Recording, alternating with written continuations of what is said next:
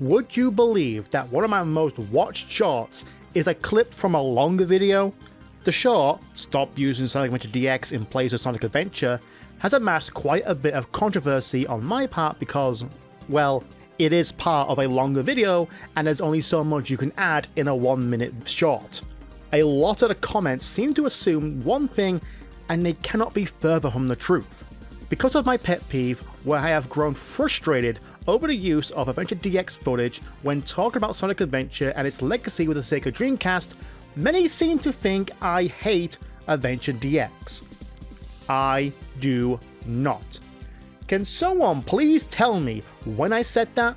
How is this pet peeve of mine is me complaining about the quality of the DX version of the game? I like Adventure DX just as much as the original Dreamcast version. One of my other pet peeves, something that I actually hate, is the fact that the more accessible parts of the game are based on the poor 2004 PC version of DX rather than a more stable GameCube version, which apparently have gotten worse over time. This more accessible yet more broken version should not be the version that represents the history of Sonic Adventure, the Dreamcast, and how Sonic has evolved in terms of 3D gaming. Well, why don't you just mod the game with better sadx mod manager? Good point, I have. The better sadx mod fixes a lot of DX's problems, while also adding in original textures, models, widescreen support, while also retaining some of DX's changes such as the black market in the Chow Garden and mission mode. But saying to mod the game to fix it is not a point in the game's favour. Bedroom programmers and fan game devs should not have to fix what Sega should have done in the first place. But I grew up with DX, it's my childhood! And?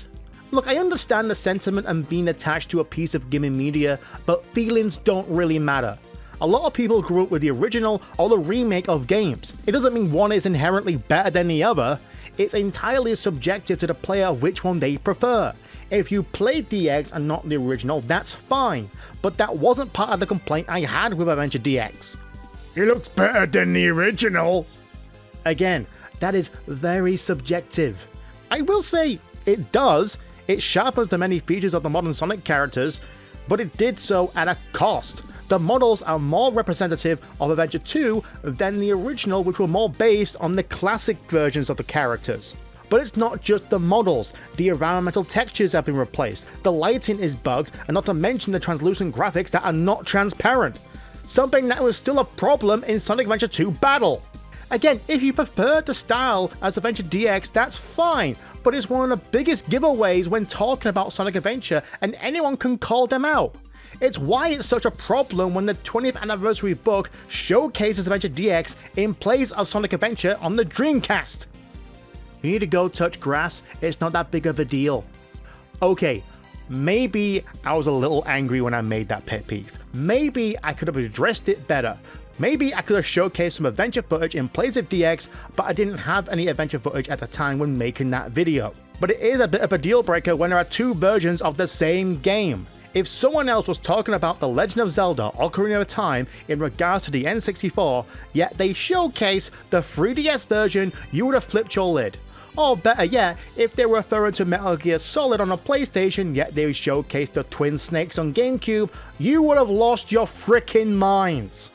All I'm asking is for a bit of historical accuracy and proper representation of a console and its game that has been lost to time due to the more accessible yet broken versions of Adventure DX on modern systems. And I need to reiterate that the GameCube version of DX is the more stable version, and the one I have the most memories with, along with the original Sonic Adventure on Dreamcast. Hopefully me addressing this and getting these complaints out of the way will at least alleviate some of the complaints levied against me in that short. Or I just dug myself a bigger hole in regards to what people perceive my opinion is on Sonic Adventure DX.